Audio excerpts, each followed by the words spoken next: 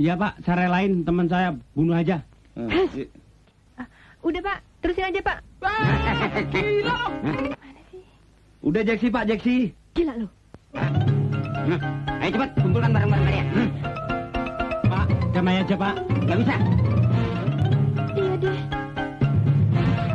Memangnya saya perampok murahan? Jangan sembarangan ya. Saya tidak bisa disogok. Bapak cakep deh. Bapak baik deh.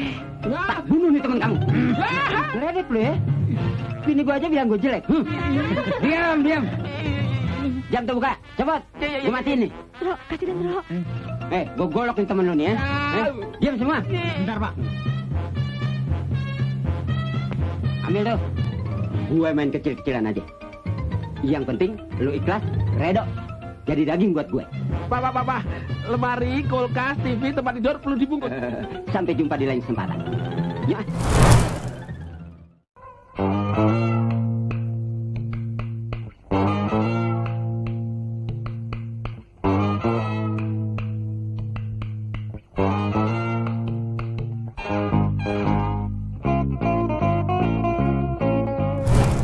Assalamualaikum warahmatullahi wabarakatuh.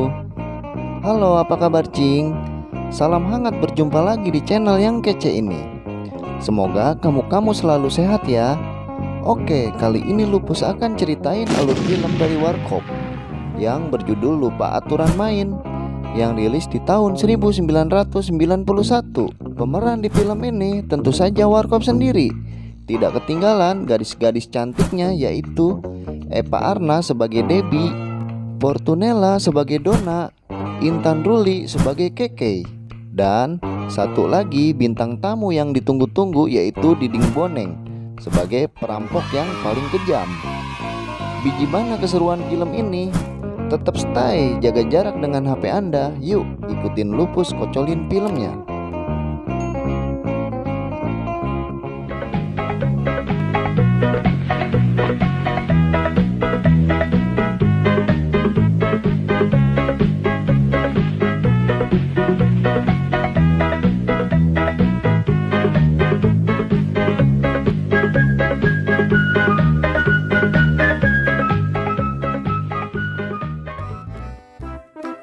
Film diawalin saat Dono, Kasino, dan Indro yang dalam satu kamar lagi asik molor. Ngantuk berat karena semalam abis nonton layar tancap di kampung tetangga. Mereka pun disibukkan dengan suara alarm yang kemudian alarmnya mereka singkirkan. Kasino akhirnya bangun duluan dan ketemu Debbie di luar rumah. Kasino pun disuruh nyiram tanaman oleh Debbie. Nggak taunya ada cewek tetangga yang lagi asik ngobrol sambil jemur pakaian. Ternyata cewek itu lagi jemur segitiga bermuda yang ada jadwal untuk dipakai. Kasino pun godain tetangganya itu. Dilihat sama Debbie, bukannya nyiram malah godain cewek tetangga. Kemudian Debbie kerjain dengan buka keran airnya. Akhirnya keluar air dari selang yang dipegang Kasino, siram kedua cewek itu. Di meja makan, Debbie lagi siapin onde-onde buatannya untuk acara arisan. Dono dan Kasino mau caplok onde-onde itu. Debbie minta tolong ke mereka untuk jemput temannya di stasiun karena mau main ke rumah. Dono gak mau. Akhirnya Kasino nyanggupin untuk jemput. Saat Dono caplok onde-ondenya Debbie, dipukul tengkuk Dono sama Debbie. Ternyata onde-onde itu lari dari mulut Dono. Pas banget Indro keluar sedang nguap. Masuklah onde-onde itu ke mulut Indro. Di stasiun, Kasino sudah nunggu temannya Debbie namanya Sri. Pucuk dicinta ulam pun tiba. Sri pun turun dari kereta. Bodinya yang aduhai membuat Kasino berbunga-bunga. Setelah mendekat ternyata Sri ini seorang banci. Kasino pun kena peluk sama Sri. Kemudian mereka naik bajai. Kasino suruh Kang Bajai duduk di belakang dan Kasino yang supirin bajainya. Sampailah mereka di rumah dan disambut oleh Dono dan Indro. Dono bilang ke Indro, "Nih orang ayahnya nelayan apa ya? Kakinya pakai jala."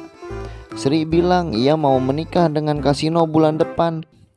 Dikira Sri Kasino itu adalah yang punya rumah, sedang Dono dan Indro pembokat Kasino.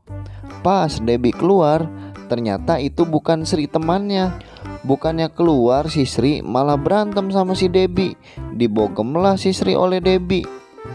Kemudian bel pintu berbunyi. Kasino nggak mau buka pintu, takutnya banci yang tadi datang lagi. Pas dibuka sama Indro, ternyata ini lain.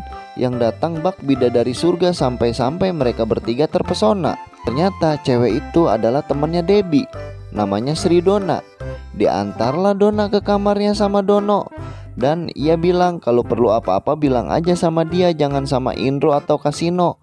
Soalnya mereka suka minta imbalan. Di sore hari mereka sedang santai nonton TV. Ternyata ada berita tentang perampok yang sadis dekat gang rumahnya. Kemudian bel pintu berbunyi kembali. Ternyata yang datang adalah tetangga mereka. Dengan cemas bawa koran yang diberitakan waspada akan ada perampok kejam yang datang ke daerah mereka. Bel pintu pun berbunyi kembali. Ternyata itu tetangga mereka lagi yang ketakutan akan adanya perampok kejam itu. Dono pun buat onar dengan makan onde-onde Debbie di kulkas. Tak ayal Debbie pun teriak maling ke Dono. Dan orang-orang yang ada di situ saling gendong. Indro dapat durian runtuh gendong istrinya tetangga. Suaminya nggak terima dan pukulin Indro. Di malam hari pentol korek datang lagi. Dikira rampok sama mereka. Digebukin lah si pentol korek. Ternyata mereka ajak Dono, Kasino, dan Indro untuk ngeronda. Tetapi Dono, Kasino, dan Indro banyak alasan. Jadi tetangganya itu disuruh ronda di luar dan mereka ronda di dalam. Dona tidurnya nggak nyenyak. Ia pun keluar pergi ke kamarnya Debbie. Dan Dona pun ikut tidur di sana. Dono keluar kamar dan ia masuk ke kamarnya Dona. Pas dibuka selimutnya isinya bantal guling. Di saat itu Kasino ketuk pintu panggil Dona. Kemudian Dono masuk ke dalam selimut dan disuruh Kasino masuk. Dono pun pura-pura jadi Dona dan godain Kasino. Terus ia minta tolong untuk dipijitin soalnya badannya pegal-pegal. Gimana nggak seneng si Kasino. Langsung aja deh digeber sama si Kasino tanpa pemanasan mijitnya. Terus Dona minta diinjak-injak badannya. Diturutinlah sama Kasino. Tetapi Kasino heran pas diinjak badannya Dona kok keras-keras. Di saat itulah perampok kejam masuk ke dalam rumah mereka lewat jendela. Masuklah ia dengan senyap. Di saat perampok itu buka kulkas, ternyata ada kue onde-onde. Pas keluarin piring, sendok dan garpu nempel di gigi perampok itu. Dikira besi berani yang nempel. Kemudian onde-onde itu pun digaras oleh si perampok karena onde-onde merupakan kue kesukaannya. Sampai ada satu onde-onde yang nusuk ke giginya. Di saat itu Debbie terbangun dan ia pun keluar kamar untuk cek onde-onde. Ternyata isinya tinggal setengah. Debbie kemudian masuk ke kamar Dono, Kasino, dan Indro. Ternyata di situ cuma ada Indro aja. Pas Debbie ke kamarnya Dona, Kasino lagi asik mijit. Kasino bilang dia nggak ngapa-ngapain kok. Dia cuma pingin jadi tuan rumah yang baik dalam rangka Visit Indonesia Yes 1991. Pas Debbie buka selimut, ternyata itu adalah Dono. Kemudian Debbie suruh mereka ngaku udah ngabisin onde-onde. Pas mereka cek ke kulkas, ternyata onde-ondenya sudah berkurang lagi. Dono dan Kasino kemudian nuduh Indro. Disamperinlah Indro yang lagi molor enak. Kemudian Indro disuruh ngaku. Boro-boro makan onde-onde, tidurnya belum kenyang, kata Indro. Kemudian mereka pun keluar dan didapetin piring onde-onde berada di ruangan tengah dan mau habis. Debbie pun ribut, ini siapa yang makan? Dono lihat ada sepatu di balik gorden. Pas mau disingkap sama Dono, Dono pun disandra oleh si perampok dengan goloknya. Si perampok mengancam kalau ada yang macam-macam Dono akan dihabisin. Debbie suruh Indro tolongin Dono. Indro bilang, badan gue gede, cuma buat pajangan doang, bukan buat berantem. Kemudian si perampok suruh Dono instruksikan teman-temannya untuk kumpulin barang-barang berharga. Kasino bilang ke si perampok, udah pak, saya relain aja teman saya, bunuh aja pak.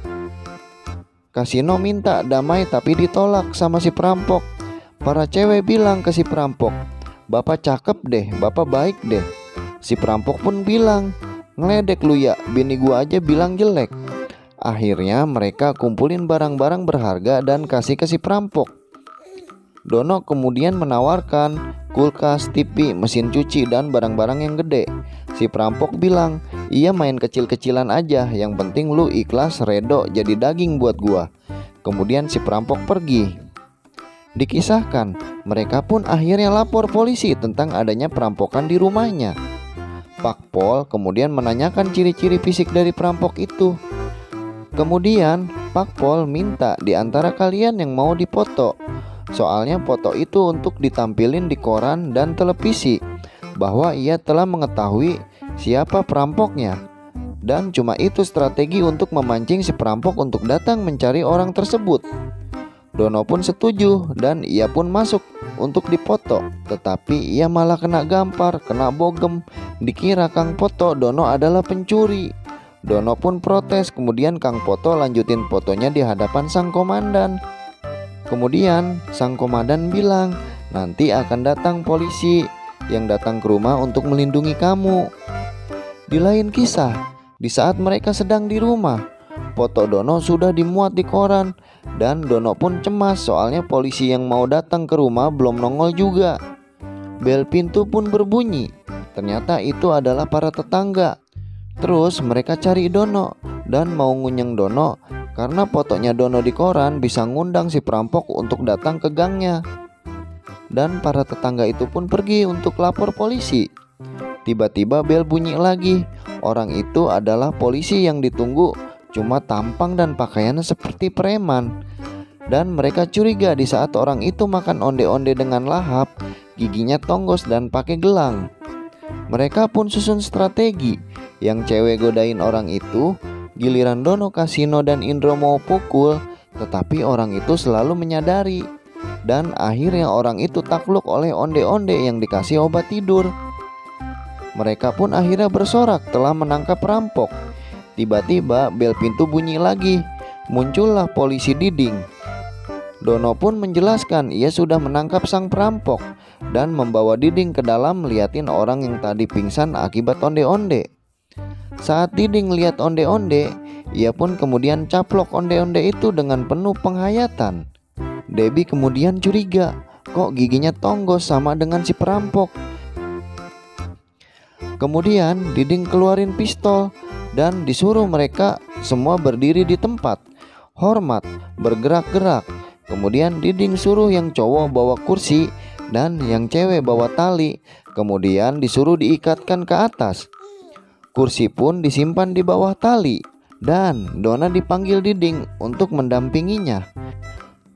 Diding kemudian bilang, perampok yang kalian tuduh itu adalah saya.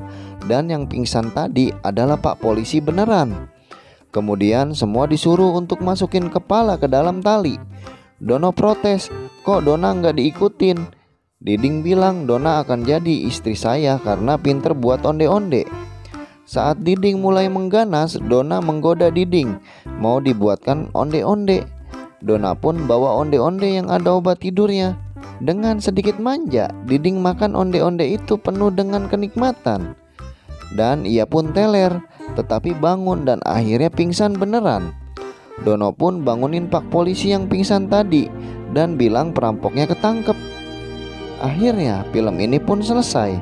Bila kalian suka dengan alur cerita film ini, jangan ragu untuk pencet tombol subscribe dan lonceng di bawah agar kamu dapat notifikasi video selanjutnya di channel ini.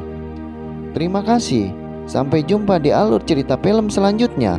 Wassalamualaikum warahmatullahi wabarakatuh.